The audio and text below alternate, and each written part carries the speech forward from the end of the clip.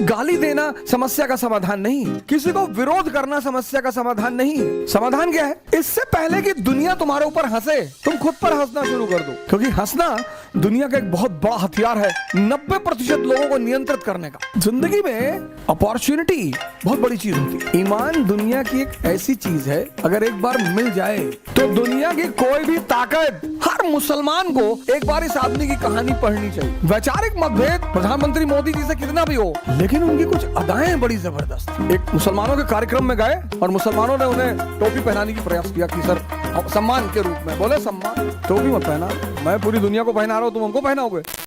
किसी को गाली देना समस्या का समाधान नहीं है, किसी को विरोध करना समस्या का समाधान नहीं है। समाधान क्या है? कमी को समझना कि हम गलत कहां हैं और इसका रिप्लेसमेंट क्या है, यह है मुख्य मुद्दा। कभी कभी जो बहुत इनोसेंट टाइप के लोग हैं, इनोसेंट, वो समझ ही नहीं पाते वो क्या कर रहे हैं।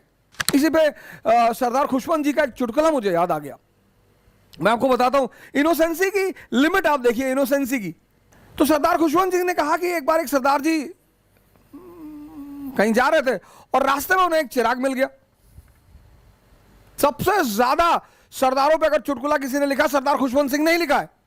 और जो आदमी अपने आप पर हंसने लगे, उस पर दुनिया क्या हंसेगी। बहुत बड़ी बात है। कभी कभी लोग सरदार खुशवंत सिंह से बड़ा नाराज हो जाते हैं कि सरदारों पे चुटकुला बना दिया। खुद पर हंसना, तुम जब खुद पर हंसने लगोगे, दुनिया तुम्हारे ऊपर हंस नहीं पाएगी। और जब दुनिया तुम्हारे ऊपर हंस नहीं पाएगी तो तुम्हारा विकास रुकेगा ही नहीं। इससे पहले कि दुनिया तुम्हारे ऊपर हंसे, तुम खुद पर हंसना शुरू कर दो। और जब तुम खुद पर हंसना शुरू कर दोगे, दुनिया तुम पर हंसना छोड़ देगी। क्योंकि हंसना दुनिया का एक बहुत बड़ा हथियार है 90% लोगों को नियंत्रित करने का। आगे नहीं आते वो। शादी वादी में देखो, कुछ लोगों को आप बुलाओ, भैया डांस कर लो, नहीं नहीं भैया हम डांस नहीं कर पाते। अबे कौन माइकल जैक्सन की तरह करने के लिए कह रहा है? भिखू मात्रा की तरह ही कर लो। सपने में मिलती है ये कुड़ी मेरी, सपने में मिलती है। कल्लू मामा की तरह कर लो, भेजेगी सुनेगा तो मरेगा कल्लू। कभी कभी लोग आपसे कहेंगे गाना गा लो, आप नहीं गाएंगे, लोग हंसने लगेंगे। गाइए, हर आदमी लता मंगेशकर थोड़ी है, गा दो। हो सकता है आपकी आवाज ही एक नया ट्रेंड बन जाए। जिंदगी में अपॉर्चुनिटी बहुत बड़ी चीज होती है।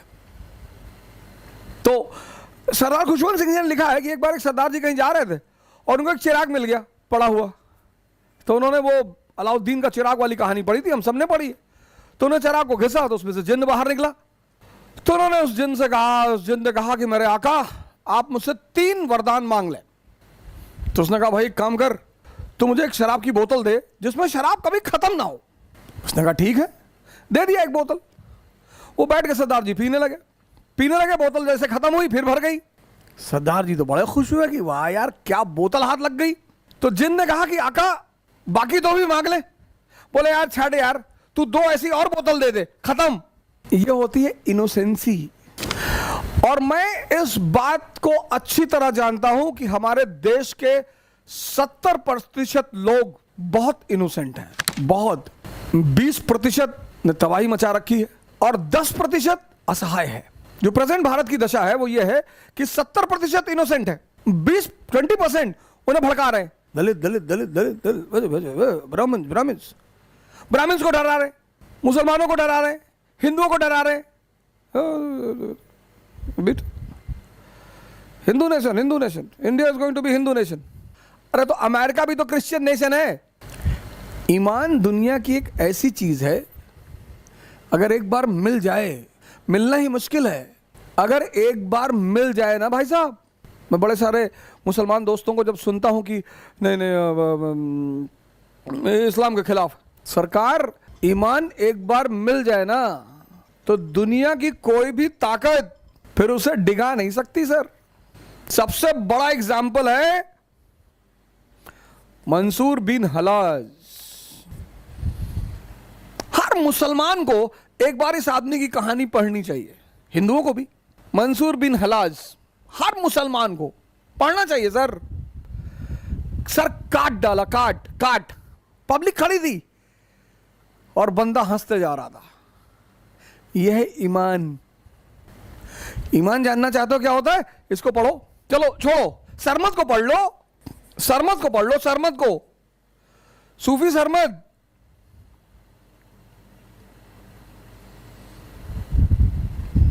सर ईमान बहुत बड़ी चीज है सर। बुद्ध अंगुलीमाल के पास चले गए सर, उसकी मां तैयार नहीं थी जाने के लिए। तो कौन सी ताकत थी? ईमान।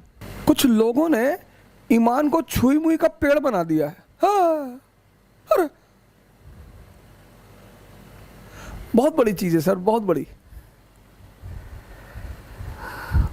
चीज है। राजनेता तो इसमें माहिर होते हैं, बहुत माहिर होते हैं स्टैंड बदलने में। जैसे हमारे यूपी के एक प्रमुख नेता ने कहा एक जमाने में कि हम बीजेपी की वैक्सीन नहीं लगवाएंगे, फिर दोबारा वो कह रहे हैं कि हम भारत सरकार की वैक्सीन लगवाएंगे। सर वो भी भारत सरकार की ही वैक्सीन है सर। सर बीजेपी की वैक्सीन और भारत सरकार की वैक्सीन, दो वैक्सीन आ रही है मार्केट में। ये सारे नेताओं का, वो कोई एक आदमी का नहीं है सर, सबका है, सब। पर एक आदमी है जो अपने स्टैंड पर है। वैचारिक मतभेद प्रधानमंत्री मोदी जी से कितना भी हो, लेकिन उनकी कुछ अदाएं बड़ी जबरदस्त हैं। एक मुसलमानों के कार्यक्रम में गए और मुसलमानों ने उन्हें टोपी पहनाने की प्रयास किया कि सर सम्मान के रूप में। बोले सम्मान, टोपी मत पहनाना, मैं पूरी दुनिया को पहना रहा हूं, तुम हमको पहनाओगे। ये अदा है सर, ये अदा है सर, ये सबकी बस की बात नहीं है सर। 20% वोट को सीधे सीधे लात मार देना, कभी कभी आपके विरोधी की भी कुछ अदाएं आपको अच्छी लगती हैं। वैचारिक मतभेद एक अलग बात है सर। हेमवती नंदन बहुगुणा जी कहते थे कि इंदिरा गांधी से मेरे कितने भी वैचारिक मतभेद हों, लेकिन उस लेडी की साहस पर मुझे कभी कोई शंका नहीं होती। कहानी सुनाऊंगा आपको खालिस्तान की, जनरल सिंह भिंडरवाला।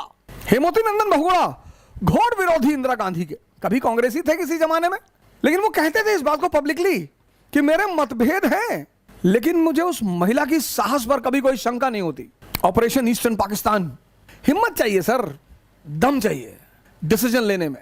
यहां जो लोग सिविल सेवा की तैयारी करते हैं ऑप्शनल नहीं ले पाते, 2 साल से टहल रहे हैं सर, ऑप्शनल ले लें सर, ले ले, कुछ भी ले ले। नहीं ज्योग्राफी लिए थे तो लोग कह दिया कि बहुत बड़ा है। अच्छा हिस्ट्री ले ले, हिस्ट्री में सर डेट नहीं याद होता है। अच्छा पब्लिक एडमिनिस्ट्रेशन ले ले, नंबर नहीं आ रहे हैं सर। सोशियोलॉजी ले ले सर, समाजशास्त्र पढ़ने में इंटरेस्ट नहीं, तू कामसूत्र ले ले, तू खत्म कर, तू सारा खेल ही खत्म कर दे। इतना सोचोगे? इतना? जब भी बड़े बड़े गेम खेले आते हैं ना, इतना नहीं सोचा जाता। ये अब अरब को लगता था कि भैया इन्होंने हमारा मकान कब्जा किया है और आप इनको परमिशन दे रहे हैं, एक्सेप्टेंस दे रहे हैं। कब्जा क्यों तो किया है सर, इसमें भी कोई दो राय नहीं है। और दूसरे का घर कब्जा करके कह रहे हैं कि इसका जो ड्राइंग रूम है वो कंप्लीटली और यूनिफाइड हमारा है। एक तो आपने किसी घर कब्जा कर लिया, और घर कब्जा करने के बाद आप कह रहे हैं कि जो ड्राइंग रूम है इस घर का, चलो इनको बालकनी में रहने दे देंगे, इनको गार्डन में रहने दे देंगे, एक दो लोग छत पे भी चले जाए रह लें, लेकिन ड्राइंग रूम तो कंप्लीटली और यूनिफाइड हमारा है। तो जब तुम्हारी जिद है किसी को खत्म करने की, तो वो तुमसे प्यार कैसे करेगा? तुम्हारी जिद है कि हम इजराइल खत्म करेंगे, मानेंगे नहीं, और तुम एक्सपेक्ट करते हो कि वो तुमसे प्यार करेगा? नहीं करेगा। क्यों करेगा?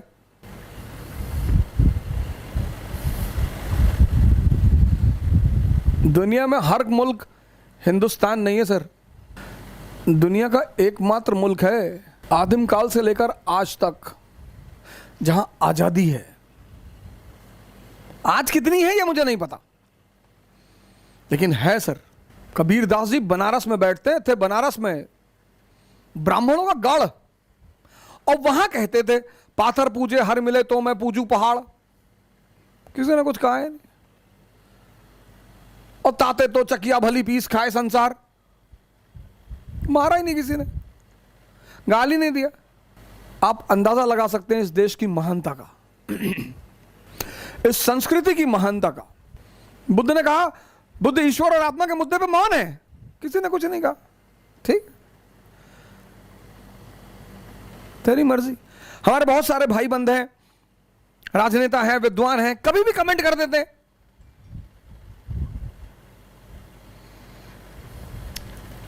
एक हमारे मित्र हैं, उनको अगर आपने जय श्री राम कह दिया तो कहते हैं जय श्री राम, रम, ओल्ड मॉन्क रम। वो सौभाग्यशाली हैं जो इस संस्कृति में पैदा हुए हैं।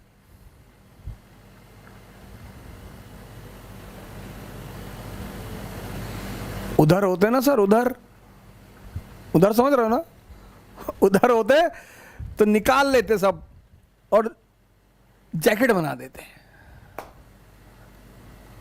मैं उनसे कहता हूं कभी कभी कि आप बड़े सौभाग्यशाली हैं, विद्वान तो आप हैं ही, महान हैं आप, महान, आपकी महानता पे कोई शंका नहीं की जा सकती, लेकिन आप हैं, दमदार हैं। ये भारत ही है सर, जहां आदरणीय कपिल सिब्बल जी को आजादी है यह बात कहने की कि आराम का कभी अस्तित्व ही नहीं था। आदरणीय कपिल सिब्बल जी, समझौता, और वो भी मजबूरी का, वो बहुत दिन नहीं चलता। समझौते समय के को देखकर होते हैं, और समझौते सिर्फ समय को टालने का एक तरीका है बस। अगर आप ताकत में हैं, आप कभी समझौता नहीं करेंगे। समझौता मतलब समय की मांग। इसलिए हिंदुस्तान के मिडिल क्लास ने एक नया नारा ही निकाल दिया, मजबूरी का नाम महात्मा गांधी। उनको पता ही नहीं ताकत का नाम महात्मा गांधी। लेकिन कुछ चीजें सिर्फ मिट्टी नहीं होती, मकान नहीं होता। जैसे गया है, वो बौद्धों के लिए बहुत महत्वपूर्ण जगह है, वहां पे बुद्ध अरहत हुए थे। तो वहां जब आदमी आएगा तो उसे उस घटना की याद आएगी, इसीलिए तीर्थ बनाए गए। जेरूसलम वो जगह है जहां से मोहम्मद साहब 7th हेवन पे गए, तो वहां जब मुसलमान जाएगा, वहां जाना जरूरी है सर। तो उसे याद आएगा कि जो यात्रा हुजूर साहब ने की वो हमें भी करनी है। अयोध्या जो आदमी जाएगा, सर यहां हॉस्पिटल नहीं बनवाए जा सकते, यहां यूनिवर्सिटियां नहीं बनवाई जा सकती सर। जेरूसलम, अयोध्या, गया, ये रिमेंबरेंस है सर। रिमेंबरेंस किसकी? जर्नी की। कौन सी जर्नी? यात्रा की। कौन सी जर्नी? Senses to conscious. मेरे मुसलमान भाई मित्र मुझे क्षमा करें, मेरी अज्ञानता के लिए मुझे माफ करें। बड़े सारे मेरे मुसलमान भाई मुझे बाद में मैसेज करते हैं कि सर वो सेंसेस से कॉन्शियस की यात्रा नहीं, वो गए हैं 7वें आसमान पे। जी गए हैं, तो वो मैं उसके लिए क्षमा प्रार्थी हूं। लेकिन बाकी दो लोग, ये राम की यात्रा है। प्रभु राम, लॉर्ड राम, लॉर्ड बुद्धा, मोहम्मद साहब। ये जगह मामूली जगह नहीं है सर। बड़े सारे जो अरिस्टोटल के पापा लोग हैं ना, सोक्रेट्स के चाचा, यहाँ अस्पताल बनवा दो, यहाँ जो है वो मंदिर के यूनिवर्सिटी बनवा दो। नहीं नहीं सर, ऐसे कैसे बनवा दोगे? और जब एक जगह बनवा रहे हो तो हर जगह बनवा दो, उस पर तुम भड़क जाओगे। मैं तो बिल्कुल खिलाफ हूं, बनवाना ही नहीं। ये जगह इतनी इंपॉर्टेंट है sir, they are the message of journey, of human upliftment. You cannot end the importance of these places. They have the potential of human transformation. Tension मत लो सर, पढ़ो जागने के लिए, नौकर बनने के लिए मत पढ़ो। नौकरी कर लो, जरूरत है तो कर लो, बिल्कुल कर लो यार, नौकरी करना भी बुराई नहीं। मैंने खुद किया, अभी भी कर रहा हूं। पर वही वाली बात है, किसी के नौकर नहीं है। मैं कल क्या कहा, लड़ना सीखो, ताकत पैदा करो। भाई रावण राम की पत्नी ले गया, लड़ लिए। यहां तो मोहल्ले का बदमाश छेड़ दे पत्नी को तो लोग लड़ने को ना लड़ पाएंगे। ताकत रखने में क्या बुराई है सर? ताकत कौन सा नुकसान कर रही है आपको? मैं इस देश के युवाओं से निवेदन करता हूं, साइकिल अपनाओ। जो लोग खासकर गांव में रहते हैं, 2, 4, 5, 10 किलोमीटर के लिए बाइक मत उठाओ, साइकिलिंग। मिलो हमें श्रीनगर से कन्याकुमारी तक की यात्रा में नवंबर के महीने में, अपने अपने जगह पे मिलो। डे ध्यान, आयुर्वेद और योग की मशाल जलाएंगे इस देश में। अब ध्यान करते वक्त चाहे गायत्री मंत्र पढ़ो, चाहे ला इलाहा इल्लल्लाह पढ़ो, इंपॉर्टेंट ध्यान है। और सांसों पे ध्यान रखना कौन सा धर्म मना करता है? ध्यान is a meditation is a Hindu technique. Hindu, अरे यार हर चीज को उल्टा सीधा बताओगे। इस देश को इस मुकाम पे लाना है, सब ध्यान करें, सब रोजा रहें, सब नवरात्रि करें। होता ही था सर मेडिवल इंडिया में, अभी भी बहुत लोग करते हैं। बड़े सारे हिंदू रोजा रखते हैं, बड़े सारे मुसलमान। आप जाइए बाबा कीनाराम का आश्रम बनारस में, बड़े सारे मुसलमान आपको नवरात्र का व्रत करते हुए मिलेंगे। अनवर जलालपुरी साहब ने गीता को उर्दू में ट्रांसलेट ही कर डाला, पढ़िए कभी अनवर जलालपुरी गीता को उर्दू में, और क्या एक्सप्लेन किया है, क्या एक्सप्लेन किया है। गीता कहती है ना कि वसांस जीर्णानि यथा विहाय नवानि गृहंति नरो पराणि तथा शरीराणि विहाय जीर्णा न्यायानि संयंति नवानि देहि।